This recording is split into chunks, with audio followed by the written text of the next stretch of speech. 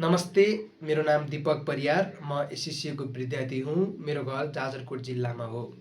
म US youth काउन्सिलको member किन बन्न चाहन्छु, म कसरी मोटिभेट भएँ भन्दाखेरि जसरी युएस युथ काउन्सिलले नेपाल जस्तो डेभलपिङ कन्ट्रीका युथहरूलाई एउटा मोटिभेट गरेर सामाजिक रूपान्तरणका निम्ति, सामाजिक न्यायका निम्ति लाग्न र यसै गरी सोसियल वर्करका रूपमा काम गर्न जसरी लिडसेट गरिरहेको छ, विश्व बजारमा प्रतिस्पर्धा गर्न सक्ने बनाइरहेको छ, त्यस किसिमले म पनि मोटिभेट भएँ, त्योबाट प्रभावित भएँ र म नै छनौट किन हुनुपर्दछ, म किन छनौट हुन सक्छु जस्तो मलाई लाग्दछ भन्दाखेरि म युएस युथ काउन्सिलबाट सिकेका सबै कुराहरूलाई अक्षरश नेपाली समाजमा त्यसलाई व्यवहारमा उतार्न सक्छु, कार्यान्वयन गर्न सक्छु।